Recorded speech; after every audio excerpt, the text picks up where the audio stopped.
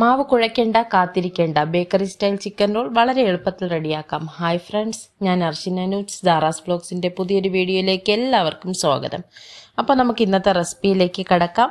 നമ്മൾ ഇന്ന് ഉണ്ടാക്കുന്നത് ബേക്കറി സ്റ്റൈൽ ചിക്കൻ റോളാണ്. അതിന് വേണ്ടിയിട്ട് ഒരു 1/2 കിലോ ചിക്കൻ നമ്മൾ എടുത്ത് വെച്ചിട്ടുണ്ട്. നമുക്കിതിനെ ഒന്ന് മാരിനേറ്റ് ചെയ്തെടുക്കണം. അപ്പോൾ നമുക്കിതിലേക്ക് ചേർത്ത് കൊടുക്കേണ്ടത് 1/4 ടീസ്പൂൺ മഞ്ഞൾപ്പൊടി. ഇനി നമുക്കിതിലേക്ക് 1/2 ടീസ്പൂൺ കാശ്മീരി ചില്ലി പൗഡർ ചേർത്ത് കൊടുക്കാം. ഇനി ഒരു 1/2 ടീസ്പൂൺ പെരിഞ്ജീരകപ്പൊടി, ആവശ്യത്തിന് കുറച്ച് ഉപ്പ്. ഇത്രയും ചേർത്തിട്ട് നമുക്ക് ഈ ചിക്കൻ നന്നായിട്ടൊന്ന് മാരിനേറ്റ് ചെയ്ത് ഒരു 10 മിനിറ്റ് നേരത്തേക്കെങ്കിലും റെസ്റ്റ് ചെയ്യാനായിട്ട് വെക്കണം.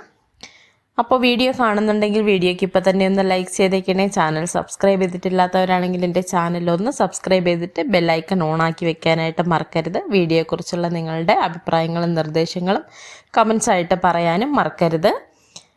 ഞാനൊരു പാൻ അടുപ്പിലേക്ക് വെച്ചു. അതിലേക്ക് നമുക്ക് ചിക്കൻ ഫ്രൈ ചെയ്യാൻ ആവശ്യത്തിനുള്ള ഓയിൽ ഒഴിച്ചു കൊടുത്തിട്ടുണ്ട്. എണ്ണ നന്നായിട്ട് ചൂടാവുമ്പോൾ നമുക്ക് ഈ ചിക്കൻ പീസസ് ഇതിലേക്കിട്ട് നന്നായിട്ട് ഫ്രൈ ചെയ്തെടുക്കണം. അപ്പോൾ നമ്മൾ ആദ്യം ചെയ്യുന്നത് നമ്മളുടെ ഈ ഒരു ചിക്കൻ റോൾ ഉണ്ടാക്കുന്നതിനുള്ള ഫില്ലിങ് റെഡിയാക്കലാണ്. അതിന് വേണ്ടിയിട്ടാണ് നമ്മളിപ്പോൾ ചിക്കൻ ഫ്രൈ ചെയ്തുകൊണ്ടിരിക്കുന്നത്. ഇതിനെ നന്നായിട്ട് ഫുൾ ഫ്ലെയിമിലിട്ട് നമുക്കൊന്ന് ഫ്രൈ ചെയ്തെടുക്കാം. കുറച്ചായിട്ട് നമ്മൾ ഡയറ്റ് റെസിപ്പീസാണ് ചെയ്തുകൊണ്ടിരിക്കുന്നത്. അപ്പോൾ ഇന്ന് നമുക്കൊരു ചീറ്റ് ഡേ ആവാം അല്ലേ? അപ്പോൾ നമ്മൾ ചിക്കൻ പീസസ് നമുക്ക് നന്നായിട്ടൊന്ന് ഫ്രൈ ചെയ്തെടുക്കണം. അതിന് ശേഷമാണ് നമുക്ക് ഈ ഒരു റെസിപ്പി ചെയ്യുന്നതിന് വേണ്ടിയിട്ടുള്ള ഫില്ലിങ് റെഡിയാക്കുന്നത്. അപ്പോൾ നമ്മൾ ചിക്കൻ നന്നായിട്ട് ഫ്രൈ ആയി വന്നിട്ടുണ്ട്. ഇനി നമുക്കതിനൊരു ബൗളിലേക്ക് മാറ്റി വെക്കാം. എന്നിട്ട് അതിൻ്റെ ബോണൊക്കെ മാറ്റിയിട്ട് ഞാനൊരു ചോപ്പറിലിട്ട് നന്നായിട്ട് ചോപ്പ് ചെയ്ത് അതിനെ ഒന്ന് മാറ്റി വെച്ചിട്ടുണ്ട്. ഇനി ഒരു പാനിലേക്ക് നമ്മൾ നേരത്തെ ചിക്കൻ ഫ്രൈ ചെയ്തതിൻ്റെ ബാക്കി ഒരു 2 ടീസ്പൂൺ എണ്ണ നമ്മളിതിലേക്ക് ചേർത്ത് കൊടുക്കുന്നുണ്ട്. ഓവറായിട്ട് എണ്ണ ചേർത്ത് കൊടുക്കണ്ട. ഇനി ഇതിലേക്ക് നമ്മൾ ചേർത്ത് കൊടുക്കുന്നത് ഒരു 3 സവാളയും 4 പച്ചമുളകും കൂടെ നന്നായിട്ട് ചോപ്പ് ചെയ്തെടുത്തതാണ്. ഇതിലേക്ക് ചേർത്ത് കൊടുത്തിട്ട് നമുക്കിതിനെ ഒന്ന് വഴറ്റിയെടുക്കണം. നമ്മൾ ഓയിൽ അധികം ചേർക്കേണ്ടെന്ന് പറഞ്ഞത് നമ്മളുടെ ഒരു ഫില്ലിംഗ് എന്ന് പറയുമ്പോൾ കുറച്ച് ഡ്രൈ ആയിട്ടുള്ള ഒരു പരുവത്തിന് വേണം നമുക്ക് വേണ്ടത്. അപ്പം നമ്മൾ ആദ്യമേ ഓയിൽ അധികം ചേർത്ത് കൊടുത്തു കഴിഞ്ഞാൽ നമുക്ക് ആ ഒരു ഫില്ലിങ്ങിൻ്റെ പെർഫെക്ഷൻ കറക്റ്റായിട്ട് കിട്ടില്ല. അതുകൊണ്ട് ഓയിലിൻ്റെ അളവ് കുറച്ച് ചേർത്ത് കൊടുക്കുക. എന്നിട്ട് നമുക്ക് ഈ സവാള വഴന്ന് വരുന്നതിന് വേണ്ടിയിട്ട് കുറച്ച് ഉപ്പ് കൂടി ചേർത്ത് കൊടുത്തിട്ടുണ്ട്. ഫില്ലിങ്ങിന് മൊത്തത്തിൽ നമ്മൾ ആ ഒരു ഉപ്പാണ് എടുത്തിട്ടുള്ളത്. നമുക്കിതിനെ നന്നായിട്ടൊന്ന് വഴറ്റി കൊടുക്കാം. ഇതിലേക്ക് നമ്മളൊരു 1/2 ടീസ്പൂൺ ജിഞ്ചർ ഗാർലിക് പേസ്റ്റ് ചേർത്ത് കൊടുത്തിട്ടുണ്ട്. സാധാരണ ബേക്കറിയിൽ ചെയ്യുന്ന നമ്മളിങ്ങനെ ബേക്കറികളിൽ കാണാറുള്ള ആ ഒരു ചിക്കൻ റോളിൻ്റെ റെസിപ്പിയാണ്. പക്ഷേ ഇത് കുറച്ചുകൂടെ ടേസ്റ്റിയാണ്, ഈസിയുമാണ്. നമ്മൾ ഈസ്റ്റൊക്കെ ചേർത്ത് മാവൊക്കെ കുഴച്ച് പൊങ്ങാൻ വെച്ച് അങ്ങനെ ഒരു കോംപ്ലിക്കേറ്റഡ് ആയിട്ടുള്ള ഒരു രീതിയിലല്ല, വളരെ സിമ്പിളായിട്ട് എല്ലാവർക്കും ചെയ്യാനായിട്ട് പറ്റുന്ന ഒരു രീതിയിലാണ് നമ്മളിന്ന് ചെയ്യുന്നത്. അതുകൊണ്ട് വീഡിയോ മിസ് ചെയ്യാതെ എല്ലാവരും ഫുള്ളായിട്ടും കാണുക. ഇനി നമുക്കിതിലേക്ക് 1/4 ടീസ്പൂൺ മഞ്ഞൾപ്പൊടി, 1/2 ടീസ്പൂൺ മുളക് പൊടി, അതുപോലെ 1/2 ടീസ്പൂൺ പെരിഞ്ജീരകപ്പൊടി, ഒരു 1/4 ടീസ്പൂൺ ഗരം മസാലപ്പൊടി. ഇത്രയാണ് പൊടികൾ ആവശ്യമുള്ളത്. ഈ പൊടികളുടെ പച്ചമണം ഒന്ന് മാറുന്നത് വരെ നമുക്കിതിനെ ഒന്ന് വഴറ്റി കൊടുക്കാം. അപ്പോൾ നമ്മളുടെ റെസിപ്പീസൊക്കെ നിങ്ങൾക്ക് ഈസി ആയിട്ട് ട്രൈ ചെയ്യാൻ പറ്റുന്ന രീതിയിലുള്ള റെസിപ്പീസ് മാത്രമേ ഞാൻ അപ്ലോഡ് ചെയ്യാറുള്ളൂ. അതുകൊണ്ട് ധൈര്യമായിട്ട് എന്നെ ഈ ഒരു റെസിപ്പി നിങ്ങൾ പരീക്ഷിച്ച് നോക്കിക്കോളൂ, ഫെയിൽ ആവത്തില്ല.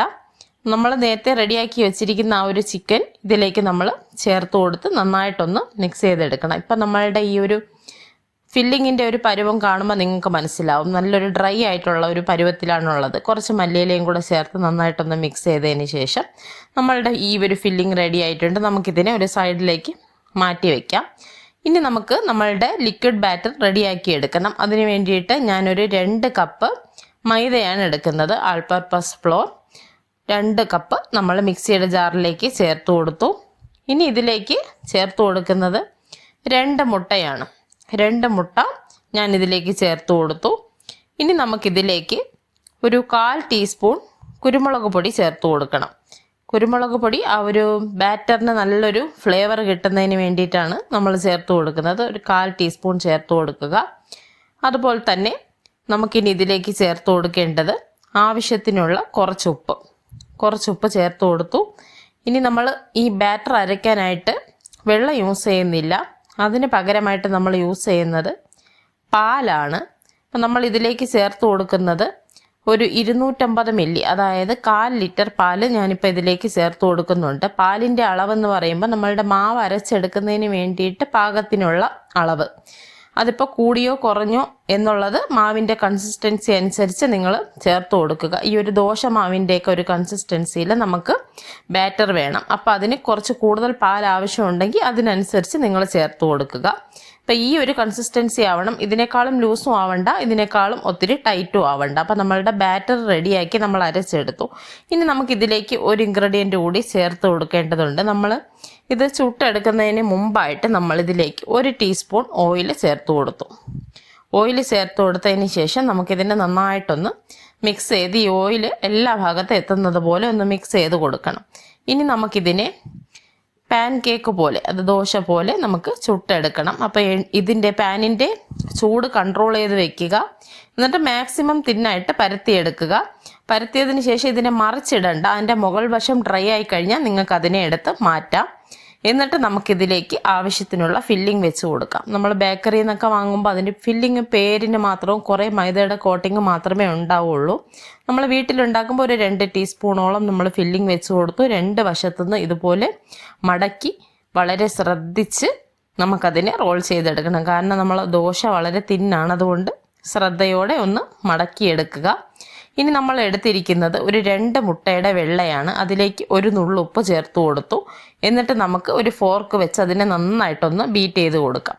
നല്ലതുപോലെ ഒന്ന് അടിച്ച് പതപ്പിച്ചെടുക്കാം. ഒത്തിരി അങ്ങ് പതയൊന്നും വേണ്ട, ജസ്റ്റ് നന്നായിട്ട് ഫോർക്ക് വെച്ചൊന്ന് മിക്സ് ചെയ്ത് കൊടുക്കാം. ഒരു 4 പീസ് ബ്രെഡ് നമ്മൾ ബ്രെഡ് ക്രംസ് റെഡിയാക്കി വെച്ചിട്ടുണ്ട്, മിക്സിയുടെ ജാറിൽ പൊടിച്ചെടുത്തതാണ്. ഇനി അതിലേക്ക് നമ്മൾ ഡ്രൈ ആയിട്ടുള്ള കൈ കൊണ്ട് ഇതിലേക്ക് ഈ ബ്രെഡ് ക്രംസ് ഇട്ട് നല്ലതുപോലെ എല്ലാ വശവും കോട്ട് ചെയ്തെടുക്കുക. നമ്മളുടെ ഈ നനവുള്ള കൈ ആ ഒരു കോട്ടിങ് ചെയ്യുന്ന സമയത്ത് യൂസ് ചെയ്യേണ്ട, ഡ്രൈ ആയിട്ടുള്ള കൈ വെച്ചിട്ട് ചെയ്യുക. എന്നിട്ട് നമുക്ക് മുഴുവൻ ദോശയും ചുട്ടെടുക്കുക. ഇതുപോലെ ഈ ഒരു സെയിം പ്രോസസ്സ് തന്നെ റിപ്പീറ്റ് ചെയ്യുക. നമ്മളുടെ റോൾസ് എല്ലാം നമ്മൾ റെഡിയാക്കി വെച്ചിട്ടുണ്ട്. ഇനി എണ്ണ നന്നായിട്ട് നല്ല ഹൈ ഫ്ലെയിമിൽ ചൂടാകുമ്പോൾ നമുക്കിതിലേക്ക് ഓരോന്നായിട്ട് ഇട്ട് കൊടുക്കാം. നമ്മൾ ഒരു സമയത്ത് ഒരു 3 ചിക്കൻ റോള് ഫ്രൈ ചെയ്തെടുക്കുന്നുണ്ട്. എന്നിട്ട് നല്ല ഹൈ ഫ്ലെയിമിൽ വെച്ച് തന്നെ ഫ്രൈ ചെയ്തെടുക്കുക. ഇതിൻ്റെ ഒരു വശം ഗോൾഡൻ കളർ ആകുമ്പോൾ നമുക്ക് മറിച്ചിട്ട് കൊടുക്കാം. എന്നിട്ട് മറുവശവും നമുക്ക് ഫ്രൈ ചെയ്തെടുക്കാം. ഫ്രൈ ചെയ്തെടുക്കാനായിട്ട് ഒത്തിരി സമയമൊന്നും ആവില്ല, ഒരു വളരെ പെട്ടെന്ന് തന്നെ നമുക്കത് ഗോൾഡൻ കളറിലായി കിട്ടും. അപ്പം നമ്മൾ ഫ്രൈ ചെയ്ത് നല്ല പെർഫെക്റ്റ് ആയിട്ടുള്ള ബേക്കറി സ്റ്റൈൽ ചിക്കൻ റോൾ വളരെ ഈസി ആയിട്ടുള്ള ഒരു രീതിയിൽ നമ്മൾ ചെയ്തെടുത്തിട്ടുണ്ട്. അപ്പം എല്ലാവർക്കും ഫോളോ ചെയ്യാൻ പറ്റുന്ന ഒരു റെസിപ്പിയാണ്. പാർട്ടികളിൽ നിങ്ങൾക്ക് അതുപോലെ ചെറിയ ചെറിയ ബർത്ത്ഡേ പാർട്ടീസും ഗെറ്റ് ടുഗദേഴ്സും ഒക്കെ ഉള്ളപ്പോൾ നിങ്ങൾ എന്തായാലും ഒന്ന് ട്രൈ ചെയ്ത് നോക്കുക. വെറുതെ നിങ്ങൾക്കൊരു ഈവനിങ് സ്നാക്കായിട്ട് കഴിക്കാനാണെങ്കിൽ നിങ്ങൾ ട്രൈ ചെയ്ത് നോക്കുക, മടിക്കാതെ തന്നെ. അപ്പോൾ എന്നിട്ട് നിങ്ങളുടെ അഭിപ്രായങ്ങളും നിർദ്ദേശങ്ങളും അറിയിക്കുക. അതുപോലെ തന്നെ പിക്സ് എടുത്ത് കമ്മ്യൂണിറ്റി ടാബിൽ പോസ്റ്റ് ചെയ്യുക. ലൈക്കും കമൻറ്റും ഷെയറും ഹൈപ്പും ചെയ്യാനായിട്ട് മറക്കണ്ട. വീണ്ടും പുതിയൊരു വീഡിയോയുമായിട്ട് കാണുന്നത് വരേക്കും ബൈ. അസ്സലാമു അലൈക്കും.